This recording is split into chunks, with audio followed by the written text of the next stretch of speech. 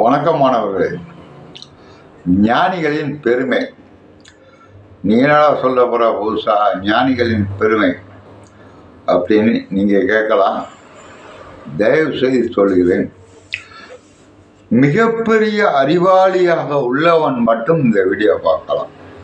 காசு பணம் சொத்து இன்பமாக இருக்கணும்னு நினைக்கிறவங்களாம் இந்த வீடியோவை பார்க்க வேண்டாம். அறிவு சார்ந்த ஐஐடி இன்ஃபர்மேஷன் டெக்னாலஜி அதெல்லாம் படித்தவன், மிகப்பெரிய படிப்பு படித்தவன் தான் இந்த வீடியோ தேசியது பார்க்கணும். ஞானிகள், சில ஞானிகள் இருக்கிறார். வள்ளுவரே ஞானிதான். வள்ளுவரே கூறியிருக்கிறார், அறம்பொருள் இன்பம்.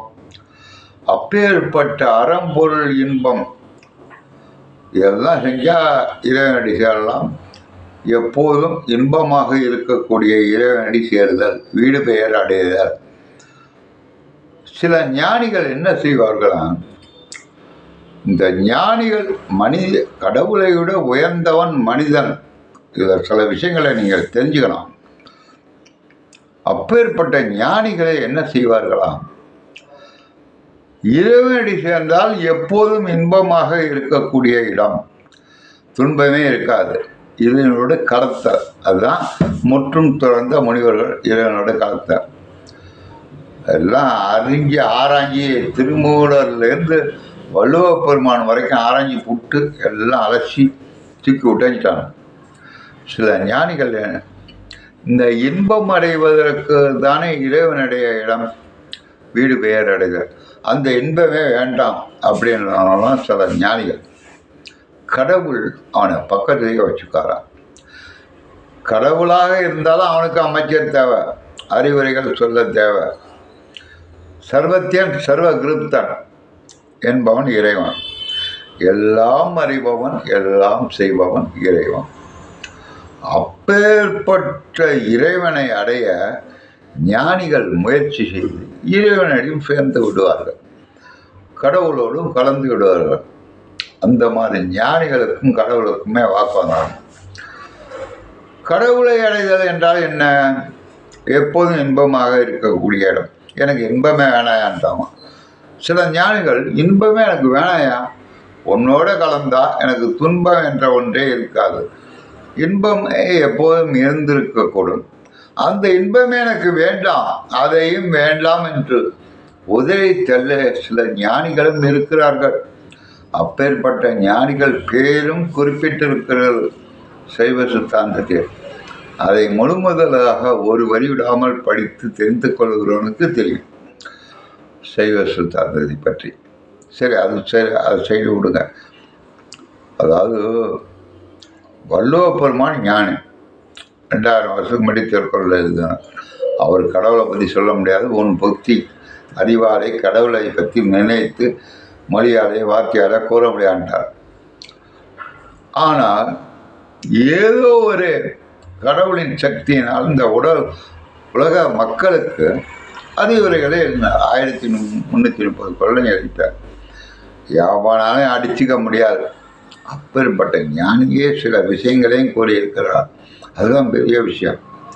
சில ஞானிகள் என்ன செய்வாராம், அறத்தோடு வாழ்கிறேன், தர்மத்தோடு வாழ்கிறேன், காட்டில் போய் உட்காந்துடணும், தவம் இருந்துடணும், எந்த பற்று பாசமே வேணான்னு உட்காந்துடணும். அப்பேற்பட்டவனுக்கு இறைவன் சக்தியும் கிடைக்கும். அவன் சக்தியும் கிடைச்சவனே என்ன சொல்லுவானா, கடவுளை பற்றி நேராக பேசுவான். நான் எனக்கு அறம்பொருள் இன்பம் செய்து எனக்கு எந்தவித பற்றுமே வேண்டாம் என்று நினைத்தேன், இங்கே உட்கார்ந்தேன். இப்போ உன்னுடைய சக்தி பூரா எனக்கு கிடைச்சிட்டு, கடவுளுடைய சக்தி பூரா ஞானிகளுக்கும் கிடைச்சிட்டு, இறைவனோட கலந்து. அப்பேற்பட்ட ஞானியும் என்ன செய்வான, எனக்கு இன்பம் தேவையில்லை, இன்பமே வேண்டான்ட்டான். அப்பேற்பட்ட ஞானியெல்லாம் இருக்கணும். இன்பம் வேண்டாயா, இன்பமே வேண்டாம் என்று தானே இறைவனடி சேர்ந்தேன். அப்பொழுது இன்பம் கொடுக்கக்கூடிய இறைவனும் எனக்கு வேண்டாம் என்று இறைவனை ஒதுக்கிய ஞானிகளும் இருக்கிறார்கள். இது மிகப்பெரிய விஷயம் அல்லவா? எனக்கு எந்த வாழ்க்கையில் துன்பமே வேண்டாம், பந்தபாசம் வேண்டாம், இதெல்லாம் ஒதுக்கிட்டு போனவன் தான் ஞானி. அப்பேற்பட்ட ஞானியை இறைவன் அருள் கிடைத்து இறைவனோட கலந்து இறைவனே உனக்கு உலகத்தில் பிரபஞ்சங்களில் காண முடியாத இன்பங்களை கொடுத்தோம். ஸோ இந்த இன்பத்துக்கு தான் நான் பூமியில் மனுஷனாக படைஞ்சு இவ்வளோ கஷ்டப்பட்டான். இவ்வளோ கஷ்டப்பட்டு இவ்வளோ அறிவு ஞானத்தை வளர்த்து உன்னோட கலந்து விட்டேன். இனிமேல் அந்த மாதிரி இன்பமே எனக்கு வேண்டாம். இதனால் ஏற்படக்கூடிய துன்பம் பிறகு வந்தால் வேணாயா போய கடவுளே வேணாம், ஒதுக்கலாம். ஞானியும் இருக்கணும். இதெல்லாம் மிகப்பெரிய விஷயம். இது அதுதான் சொன்னேன். ஐஐடி ஐஏஎஸ் எந்த படிப்பேன் அந்த படித்தவனா இந்த வீடியோவை பார்க்காதீங்கன்னு சொன்னேன். மிகப்பெரிய படிப்பு படித்தவன் இந்த வீடியோ பார்க்க வேண்டாம். பேர்பட்ட ஞானியை எவனாலும் பார்க்க முடியுமா? எவனாலும் உணர முடியுமா? ஆனால் சைவ சித்தாந்த நூல்களிலே எழுதியிருக்கிறார்கள்.